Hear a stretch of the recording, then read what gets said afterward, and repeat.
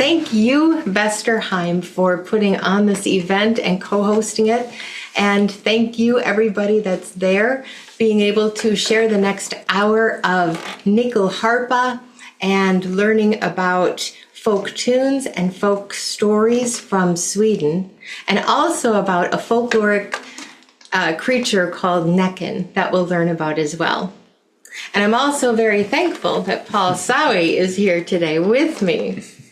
Paul Sauey is playing guitar, but he is a multi-instrumentalist. And Paul also plays cello and bass and piano. What else? Other stuff. Yeah. Lots of music. Whatever. Yeah. Whatever's put in front of him, he will play. And you might recognize Paul from his usual band Pony Folk that plays around the Twin Cities and Upper Midwest. And you might also recognize him from the work he's done with the Nisswa Stemmen, and he also works with the Duluth Stemmen right now. Now, the stories that I'll be sharing today, they are stories that have been throughout Swedish folklore culture, and they've been passed along. I've heard many different variations of stories throughout the years that I've been learning music, just like I've learned many different variations of songs throughout the years. So what I'm going to be sharing today is how all those different tunes have settled into my head and in my heart, and I've also adapted them for our presentation today. So this is going to be a presentation again about enchantment and magic in part. And one of the most magical creatures I know is, first side please. My dog. This is Little Miss Lady Pumpkin Donuts. Now, Little Miss Lady Pumpkin Donuts was born on Halloween, and she is enchanting, as you can obviously see. So I thought she was a good way to kick off the presentation today.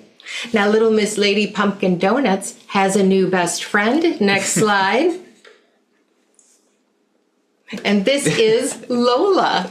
Paul, what can you tell us about Lola? Lola is a wonderful dog. She's considered a super senior according to the vet. She's 13. She's a mix of shepherd and spaniel. She's actually got no black lab in her, which a lot of people think. But yeah, she's getting up there in age, but she's still acting like a puppy. So yeah, we enjoy her daily. So yeah. And one thing you'll notice about Lola is she's wearing a crown, and we'll share a story about that in a little bit. Next slide, please. So Paul is playing a guitar. Many of you are probably familiar with it, but what can you tell us about the guitar, Paul? So it is a normal standard size guitar, but I have it tuned in what is considered a Nordic tuning. So we call it the Scanditar. So instead of your normal E, A, D, G, B, E, it's a low A, so you get a lot of bass notes. You can play a lot of open chords. So yeah, so it's a very big, bassy sounding instrument as opposed to your normal standard tuning guitar that we see a lot more often. So, yep. And on your screen, you can see that a guitar, oops, go back one real quick.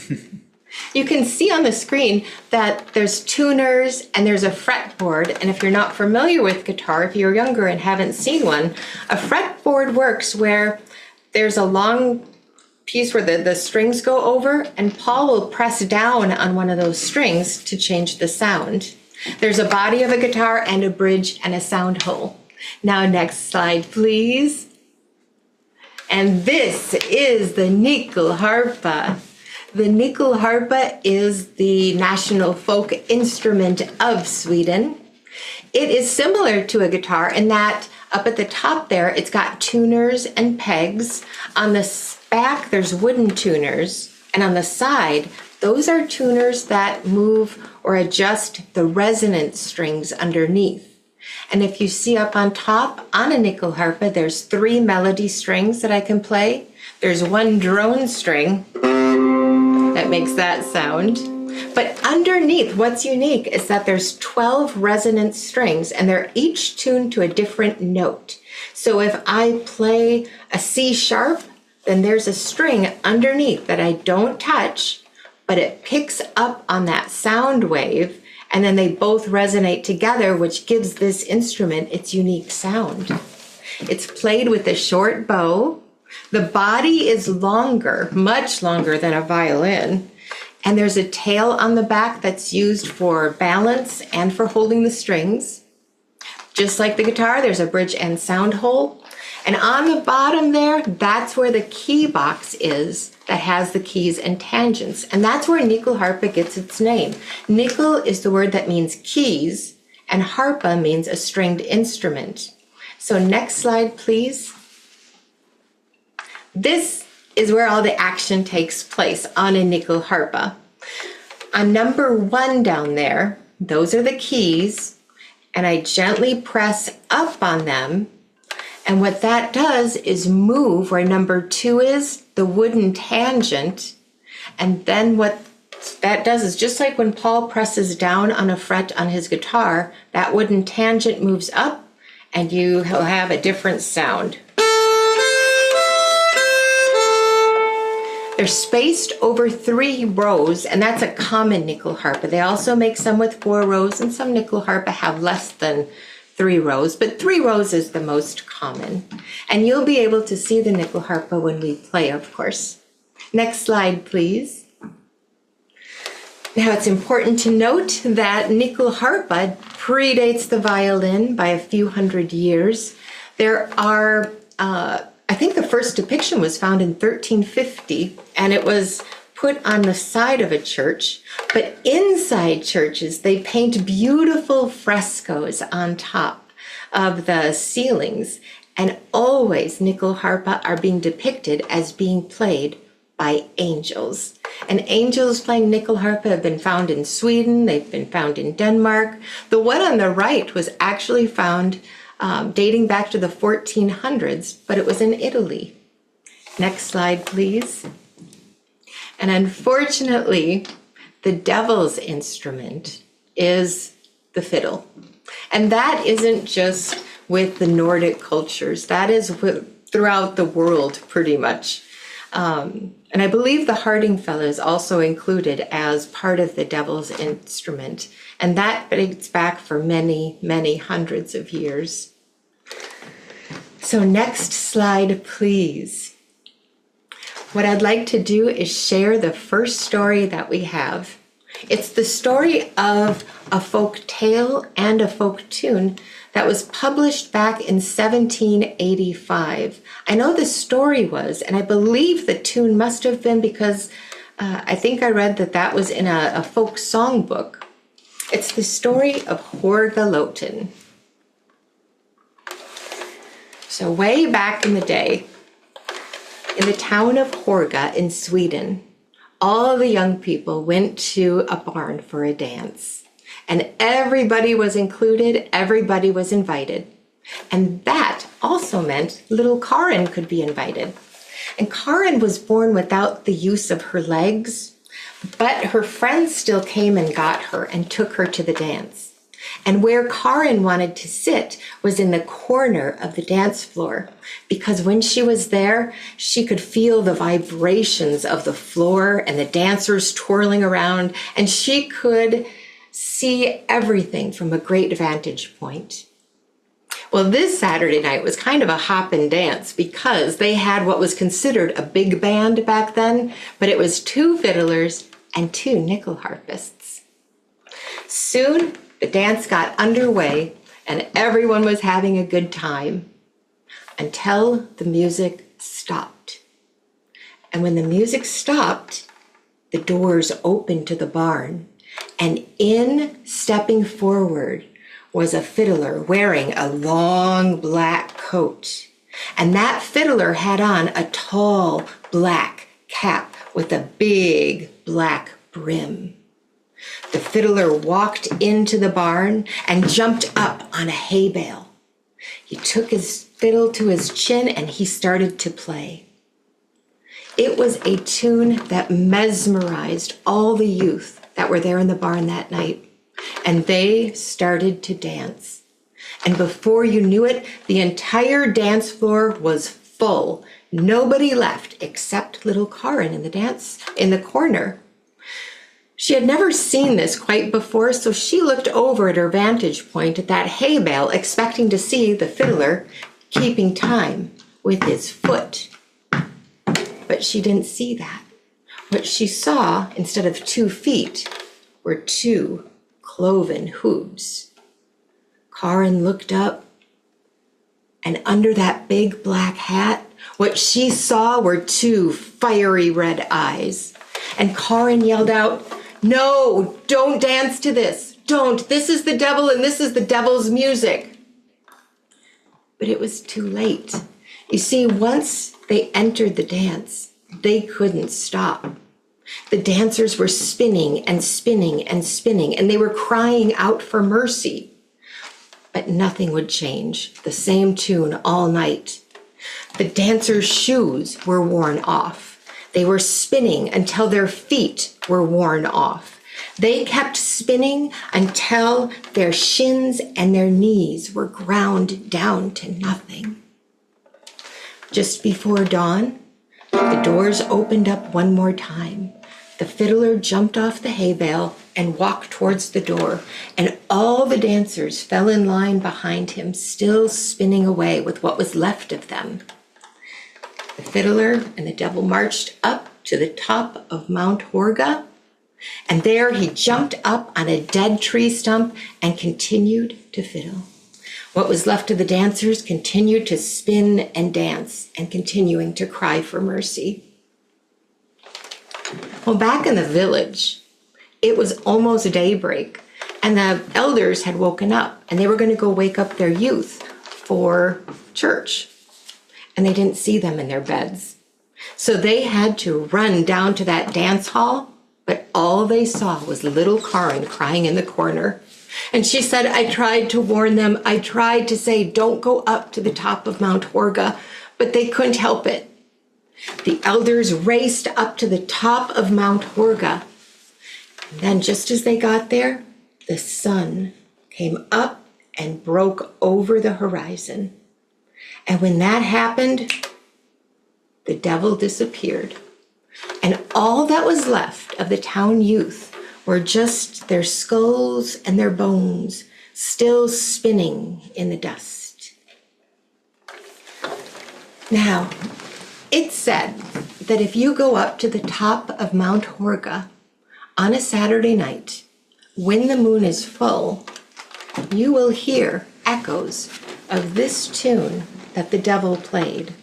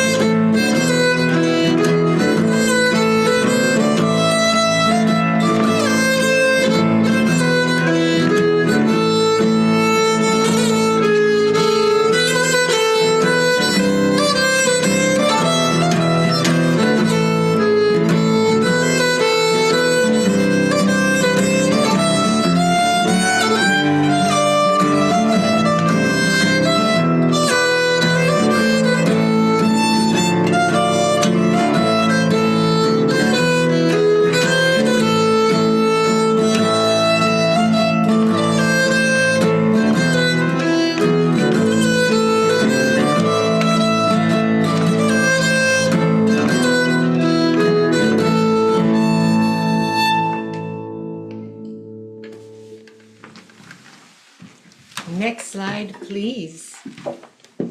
This is the actual town of Horga. Well, it's not the town, but this is the top of Mount Horga that I found a picture in some Swedish archives.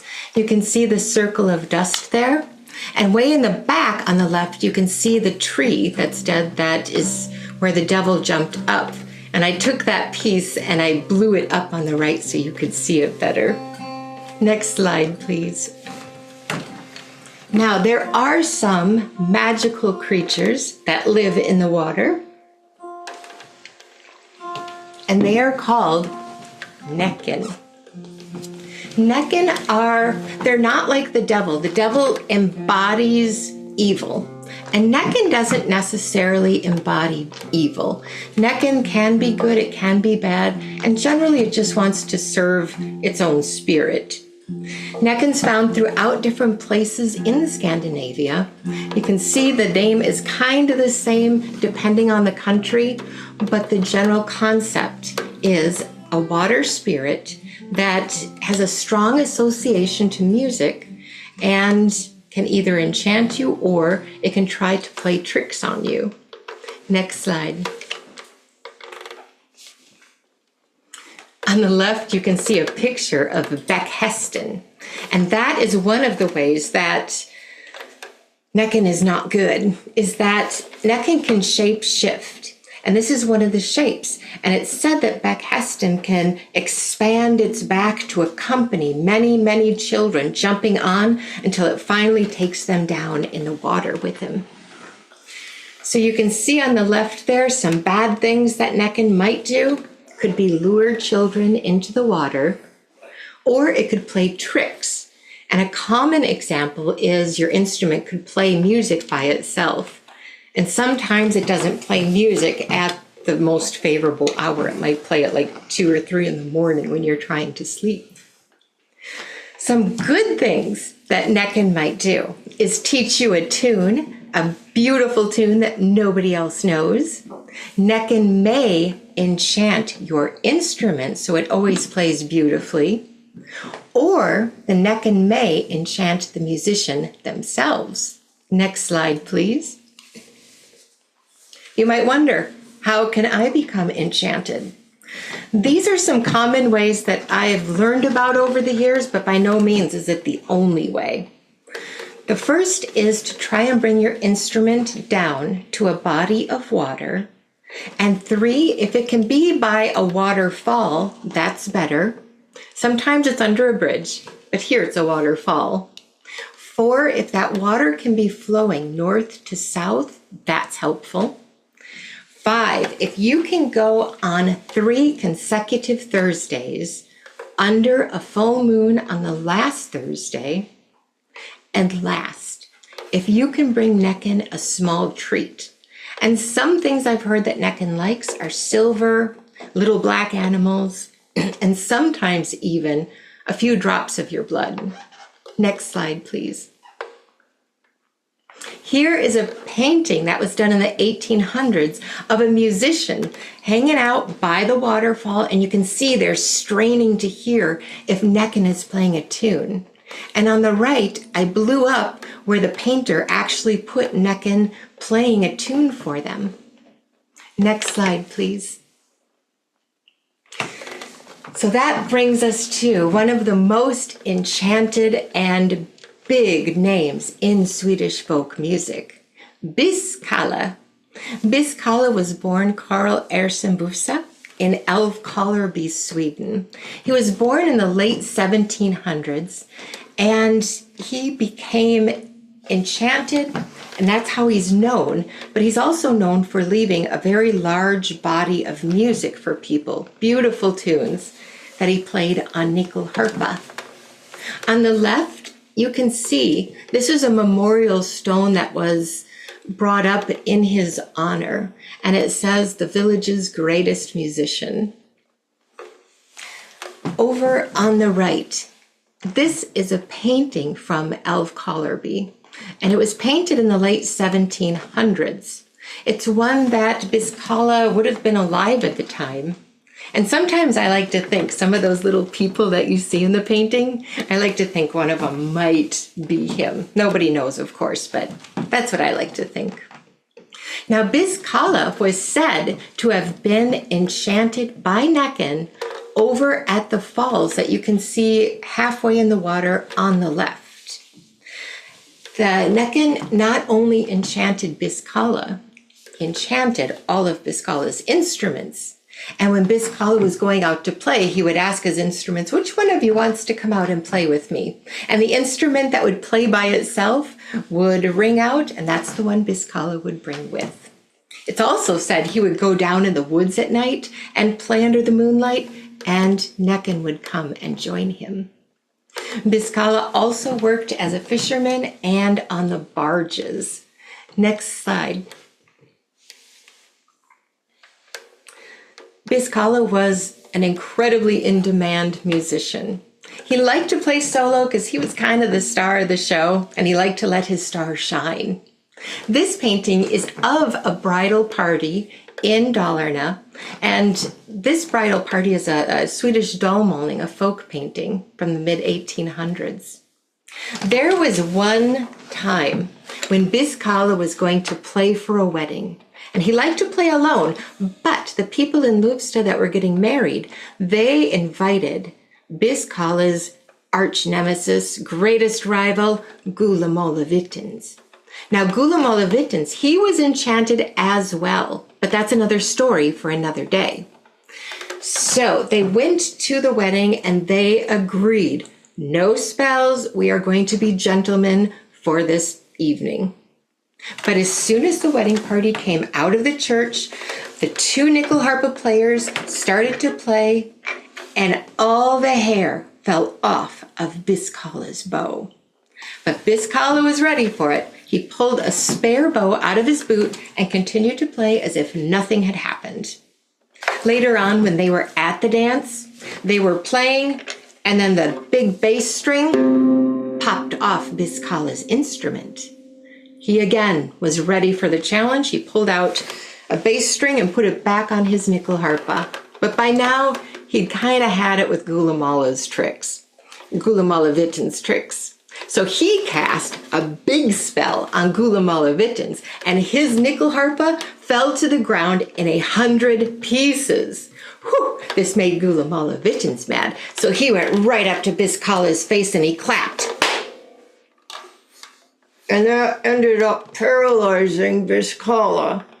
But he said, "Can somebody get the potion out of my coat and pour it in my mouth?" Well, one of the people at the wedding did just that. They reached in his pocket, pulled out a potion, poured it in his mouth. Biskala continued to play as if nothing had happened. Well, by now, Gulamola Vittins had no curses left. He had no Nyckelharpa left, so Gulamola Vittins just left. And Biskala could continue playing for the wedding on his own. Next slide.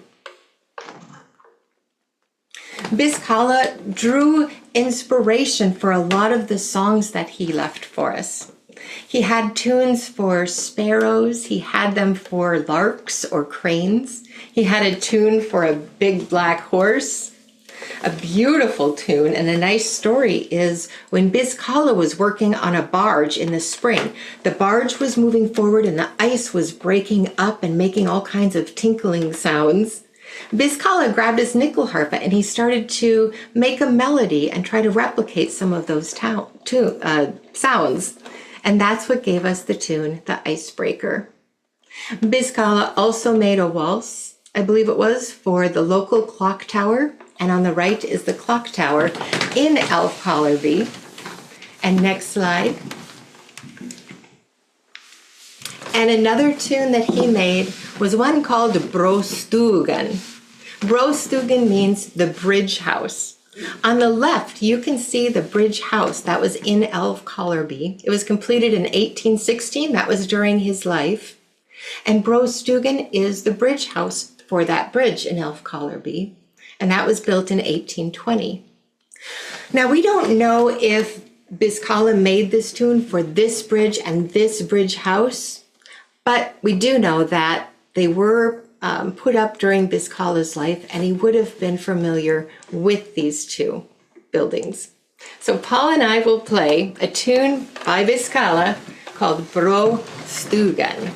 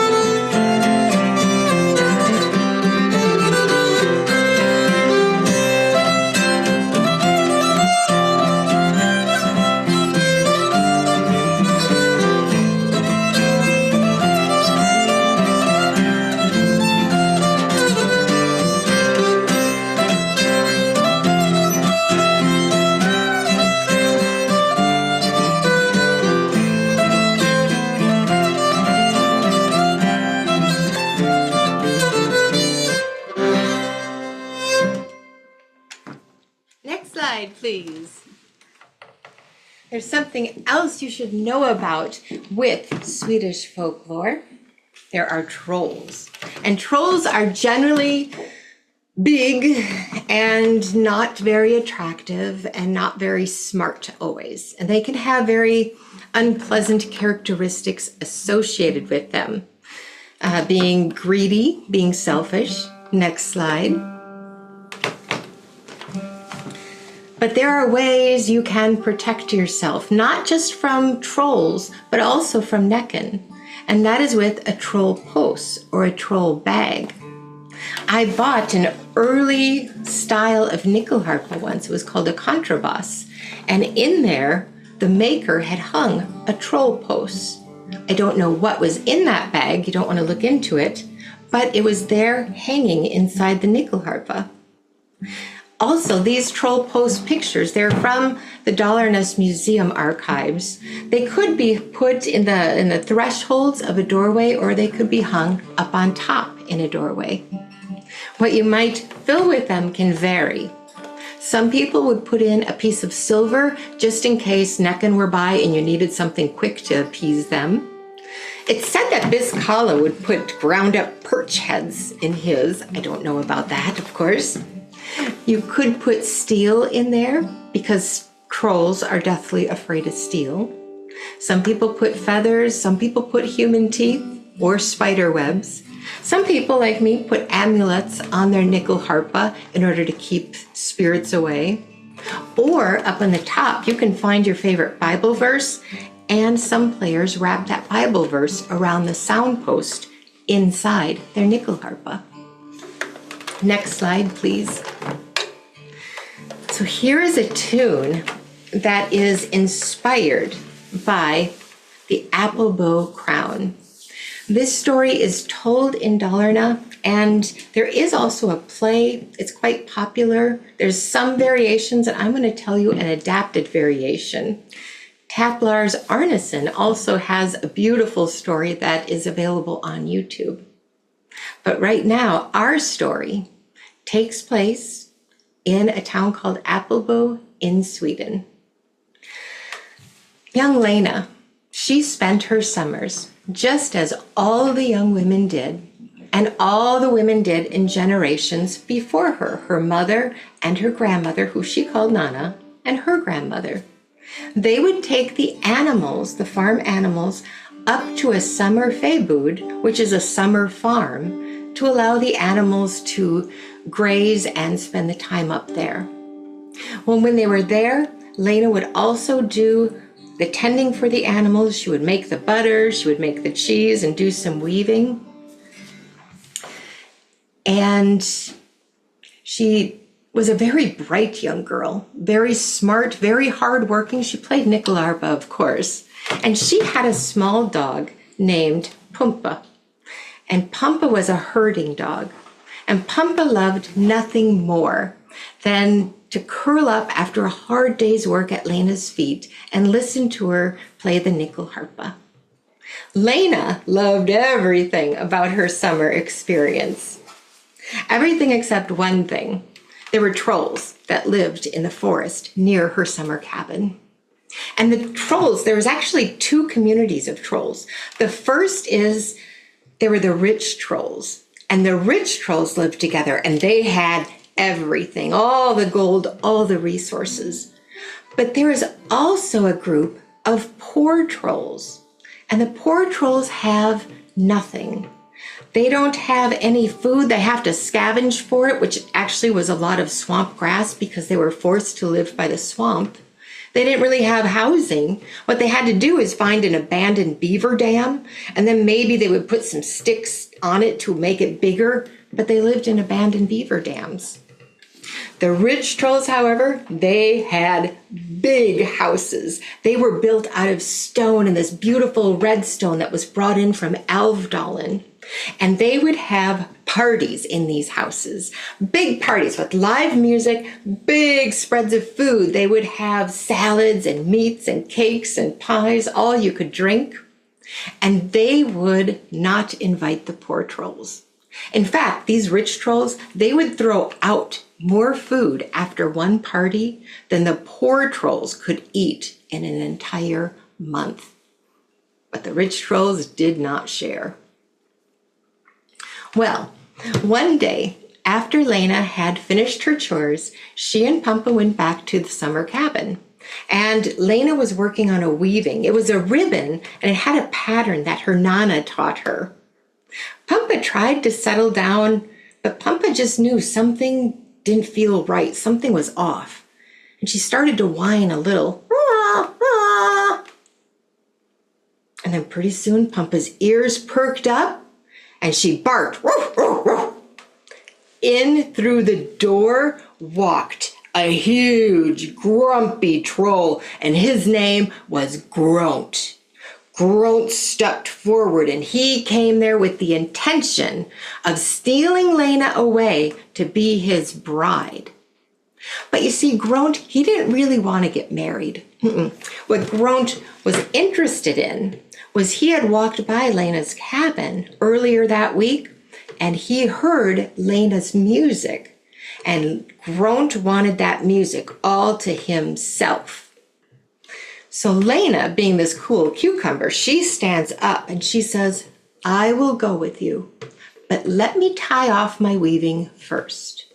So she reaches down, she tied off her weaving, and then she tossed it to Pumpa, who caught it in her mouth, and then Pumpa started to run, and Lena yelled out, Run, Pumpa, run to Nana's house. This made Groant mad, so he reached over across the loom, breaking it in the process, grabbed Lena by the arm, and off they walked to the rich troll wedding. You see, Groant wasn't too afraid of like a little dog and an old grandma catching up with them. All Groant had to do was he had to get Lena there to the rich troll wedding, put on the troll wedding shoes, put on the troll wedding dress, put on the golden troll wedding crown, and put on both troll wedding gloves. And once he did that, the curse would be sealed and Lena would belong to the trolls forever. Pampa was running like the wind, and when she got to Nana's house, she didn't even bother trying to bark at the door. She jumped in through an open window, and Nana took one look at her with that special ribbon in her mouth, and she knew there was trouble. She said, "Take me to her." She grabbed a torch, she got on horseback, and phew, away they went like a shot. They went past Lena's cabin, and they got to the swamp. And then all of a sudden they heard wooden bells. And they heard a tune that sometimes trolls play at weddings.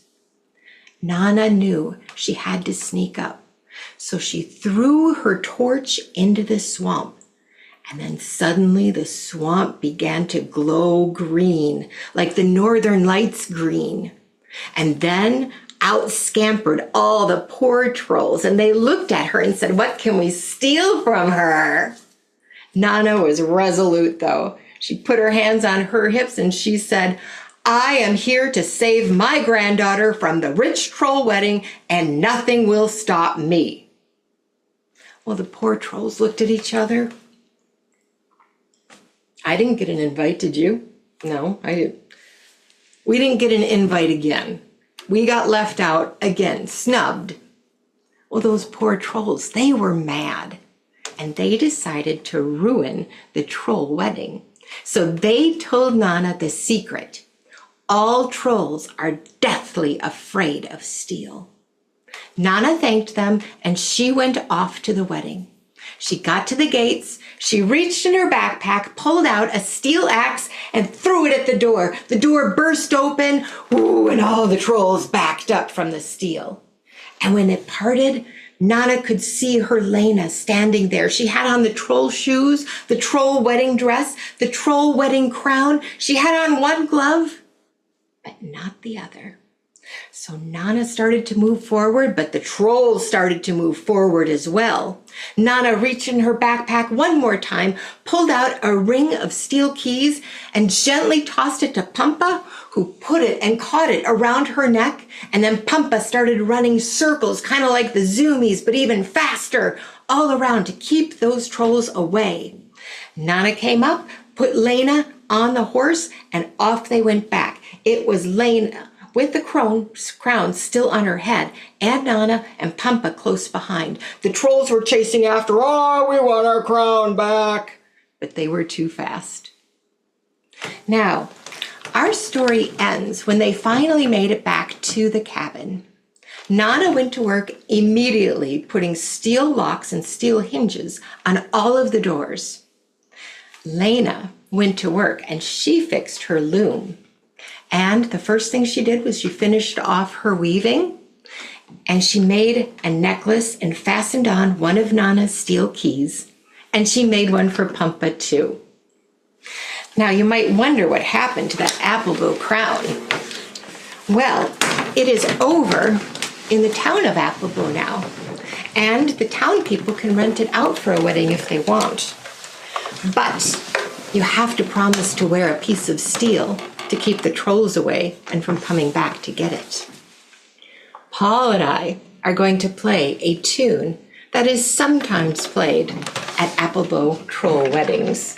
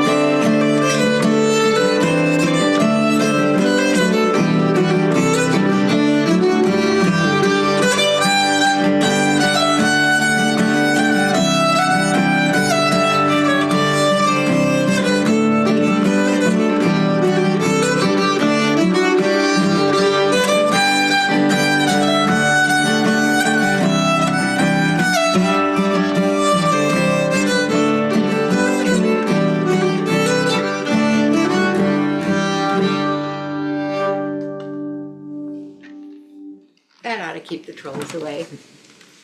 All right, next slide.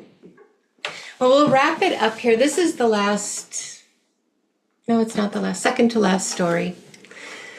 It is one that it's very short, but I wanted to share it with you. Last Christmas, my dad passed away during the Christmas time. He died, and I was caring for him. And I was playing different music on my speakers to keep me company. And two of the tunes that were on a playlist, number one was Ak Ak by a band called Sister Polska and by Eva Chernovo. And that was followed by a tune called Pastor Pear that was by a band Tradpunkt. So these are definitely traditional Swedish tunes. And my dad asked, what are the names of those? And I said, those are Pastor Pear and Ak Ak. And my dad said, well, I know Pastor Pear. So this is the story my dad told me just a month before he died. He said that this takes place when he had a small house in the forest in Sweden. And in this forest, or in this house, he built the entire house out of pine needles. And he would play Nyckelharpa there, and he built his entire Nyckelharpa out of pine needles. His best friend was Svart, and it was a wolf dog who lived in a painting on the wall. And in that painting, it was always winter. And that on the right is the painting of Svart. So when Roger would play, when my dad would play, he would play Nyckelharpa, but that's when Svart would jump out of the painting and run around the room, shaking off the snow, and then he would start dancing while my dad played. Now, Pastor Pear lived down the road, and Pastor Pear came to visit one day. But at my dad's cabin, he had a small fox that lived out front. And if you wanted to gain entrance, you had to lift the fox's tail up. And under there would be a small little man, no bigger than a pine cone. Now, this small little man would issue you a ticket, and then you could get into the cabin. But first you had to solve a riddle. And the riddle was, what has keys but doesn't open a lock? What has a tail but isn't an animal? And what has a bridge but you can't cross it? Well, you and I both know that that is a Nyckelharpa. And Pastor Pear knew it was a Nyckelharpa as well. So Pastor Pear was gained entrance to my dad's pine needle cabin, where he played some tunes for them, and Pastor Pear would dance with Svart. And these are the tunes.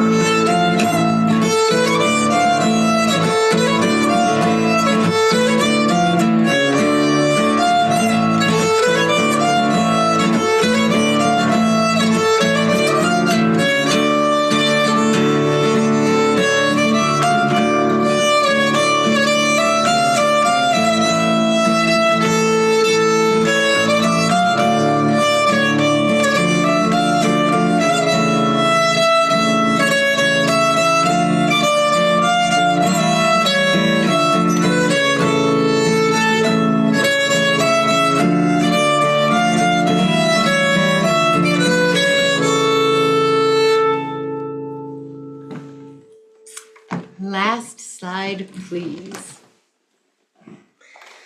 And this is our last story and our last tune, and it's not really so much a story as it is to share with you about this musician. Sista Polska is the tune that we'll play, and Sista means the last Polska. And that is a statue of also an enchanted musician, Gos Anders. You can see Gos Anders played fiddle, but we're counting him in this time because he also played with many Nyckelharpa players, having been living in the Uppland area. So Gos Anders, he actually sold his soul and made a deal with Näcken, but he did it under a bridge. And he brought some bones with him, bones from the cemetery. And the Näcken made him sign a contract in blood on those bones. So to wrap this story up quickly is that Gos Anders lived his whole life. He was a fantastic fiddler. But when he died, they had to dig the bones, the contract, out of a hole in his kitchen wall and throw his violin and the bones back into that cemetery yard in order to break Näcken's contract. So here is Sista Polska.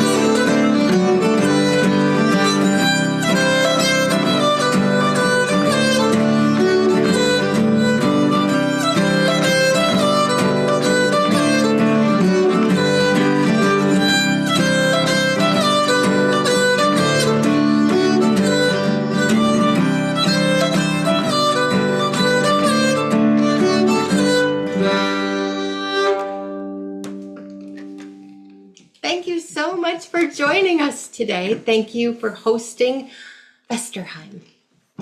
Well, thank you so much, Renee. That was just fantastic. I need to start collecting things for my troll bags so that I can be prepared. So thanks for the reminder. I am now going to be opening up the program to a Q&A. So if you have any questions about the stories or about the Nyckelharpa in general, please put your questions in there, and then Renee and I will be going back and forth and answering those questions as they come along. But I do have one question that I came up with. Like, if one were to want to start Nyckelharpa, like, I'm guessing it's a little harder to get to than your guitar, or like, how did that go for you, and any advice for people that might want to try to pick it up themselves? Real quickly, my journey to Nyckelharpa was I started painting Swedish doll moldings. And I thought, wouldn't it be cool if I listened to Swedish folk music while I'm painting Swedish folk paintings? So I went to the public library and got a CD that was simply titled Swedish Folk Music. I checked it out and I heard fiddles and clog fiddles and psalmodicons and button boxes and cow horns. But the one tune that just soared above the others was Eric Sahlström playing a polska on Nyckelharpa. And the person I was taking painting classes with, Judy Chenstad, she was able to secure a Nyckelharpa for me, and that's how I got one. So I think when you're ready, the Nyckelharpa will find you. But there are builders, and there's one in Eau Claire called Earl Holzman. And there's many different builders over in Sweden who are more than happy to work with people. Well, thank you. I have built my own Samotican. I don't know if I'm ready to be building my own Nyckelharpa, but maybe one day. I did want to talk about the stories. The stories are very much about like being mindful of the Näcken and being prepared for the Näcken. And there were those troll bags as well. So did that kind of like, we hear a lot in folk stories about being prepared and like, but was there ever like going to the Näcken for help? Like, I know that you can go to like a tomta to ask for help, and as long as you're asking for a nice way, or is it always going to be like a deal, like how the last guy had to make a deal with the Näcken? So is it like they want to help you sometimes, or is it always a transaction? That's a really good question. I don't know the exact answer, but I can share with you that just like in those slides where if you bring Näcken a treat and go when the moon is full on a Thursday night, they may seek favor upon you and enchant you. They can enchant your instrument. Or like in Biskala's case, meet up with you and play with you under moonlight. Well, thank you. Those I'm gonna check to see if there's any more questions in the chat. I got most of the questions that were put in the Q&A already answered, but I'm wondering if people wanted to find out more stories about trolls or more Nyckelharpa songs, where can they look? If you want to learn more Nyckelharpa tunes, there are many out there. And I would recommend going to your public library like I did. You can type in Nyckelharpa music in Spotify, iTunes, or YouTube and find some. As far as the stories, you'll be able to find folk stories at any public library as well. You can do a quick search and you'll find some of the more traditional stories rooted deep in tradition, and this is how they were told way back.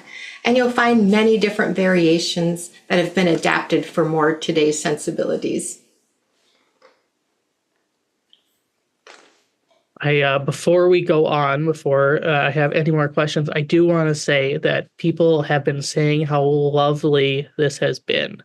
And that, like in the chat, everyone is just saying thank you and how lovely this was. And so thank you so much for doing this. I do want to say that thank you again for attending. A big thank you to Renee for such a wonderful presentation. A thank you to our collections, exhibitions, development, accounting, and communication and marketing teams for all that they do to help make this possible behind the scenes. A recording of this presentation will be available on YouTube, on the YouTube channel very soon. You will receive a survey after this program in order to help us better serve you. We are interested in your feedback and appreciate your thoughts. Lastly, if you enjoyed today's program, please consider becoming a member or contributing a gift online. These programs would not be possible without folks like you. And as we say, you cannot have a folk art school without the folks. Well, thank you so much, Renee. This was a very easy lift for us. I got to sit back and just listen to Nyckelharpa and be working. Thank you, Vesterheim, and thank you, Paul Sauey, for being here and keeping the groove going and covering up a plethora of mistakes. Well, we just had a last minute Q&A. Oh, this is okay, and I have to ask this question, so sorry. Is the instrument pre-Christian? No, the earliest depiction dates back to 1350. And it's actually a picture of someone playing Nyckelharpa, or they think it's Nyckelharpa, on a church wall carving. And again, they would paint them in the ceilings. There is scuttlebutt that there's a Nyckelharpa key that was found, I think, in Poland that might date back to about 1000. But those are the earliest depictions that are known. Okay. And then someone wanted to know when your Nyckelharpa was made. This Nyckelharpa here, this was made in 2002. It is my newest one, made by Soren Oker. And this Nyckelharpa won first prize in a competition where the luthiers bring their instruments and they're judged. And it's one of the ways that Nyckelharpa tradition is being kept moving forward. And just within the last year or two, it was counted under UNESCO's cultural heritage protection for the way that Nyckelharpa is being disseminated and cared for. Wow, when is that competition? I'm getting. You know what? I can look it up. I'm not going to make you remember. I think it's in May or June. Okay, all right. And then I swear this is the last question, and then I'll let you have the rest of your day. Is there a precursor to the instrument, or what are the roots of this instrument? That is a really good question as well. I'm not sure what the precursor was to this instrument. What I can share with you is that there's different forms of Nyckelharpa. This is the most recent. It's a chromatic that was developed around the turn of the 1900s by Erik Sahlström and August Bolin to make it chromatic in that we could play in different keys and we could play with more people. Before that, there was a silver bass harpa. There was a contrabass around the 1600s. And before that, I think it was a morda harpa, which is just one row. So it's existed in some form or another.